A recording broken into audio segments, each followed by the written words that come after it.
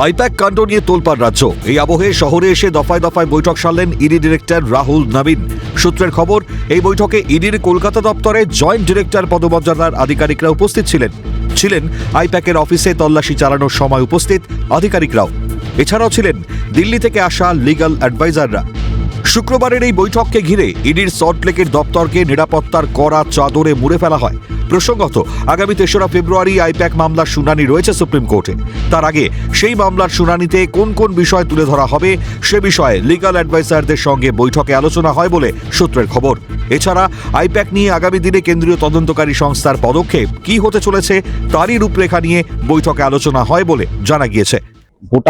গোটা যে মামলা, একাধিক যে একগুচ্ছ মামলা রয়েছে, তার যে রুটম্যাপ, সেই রুটম্যাপ যেরকম ঠিক করে দেবেন। অন্যদিকে সম্প্রতি ঘটে যাওয়া আইপ্যাক কাণ্ড, আমরা জানি যে গোটা আইপ্যাক কাণ্ড নিয়ে গোটা রাজ্য রাজনীতি উত্তাল হয়ে উঠেছিল এবং রাজ্য বনাম কেন্দ্র এই মামলা গিয়ে পৌঁছেছে এই মুহূর্তে সুপ্রিম কোর্টে এবং আগামী ৩ তারিখ সুপ্রিম কোর্টে সেই শুনানিও রয়েছে। কিন্তু এই শুনানির আগে আইপ্যাক কাণ্ডে কি নথি, কি তথ্য তুলে ধরা যায়, সেই বিষয়টি যেরকম একদিকে লক্ষ্য রাখা হবে এনফোর্সমেন্ট ডিরেক্টরেটের পক্ষ থেকে, অন্যদিকে এই গত ৮ তারিখে যখন আইপ্যাকের অফিসে ইডির আধিকারিকেরা পৌঁছেছিলেন এবং প্রত্যেক জনের বাড়িতে ইডির আধিকারিকেরা পৌঁছেছিলেন, সেই সময় কি ঘটনা ঘটেছিল তার পুঙ্খানুপুঙ্খ বিবরণও কিন্তু এনফোর্সমেন্ট ডিরেক্টরেটের ডিরেক্টর রাহুল নবীন তিনি কিন্তু জানতে চাইবেন বলে এই মুহূর্তে সূত্র মারফত খবর পাওয়া যাচ্ছে।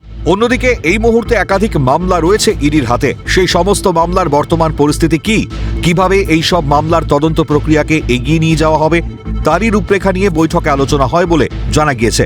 সূত্রের খবর, বৈঠকে ইডির তদন্ত প্রক্রিয়া নিয়ে খুশি প্রকাশ করেন রাহুল নবীন। দিনভর বৈঠকের পর শুক্রবার সন্ধ্যায় কলকাতা বিমানবন্দর হয়ে দিল্লিতে ফিরে যান রাহুল নবীন। ইডি ডিরেক্টরের এই বঙ্গ সফরে আইপ্যাক কাণ্ড সহ একাধিক মামলায় তদন্তের গতি প্রকৃতি আগামী দিনে কোন দিকে মোড় নেয় সেটাই এখন দেখার। ক্যামেরায় শুভময় দাসের সঙ্গে শুভজিৎ দে এবং শান্তনু সাহার রিপোর্ট, ক্যালকাটা নিউজ।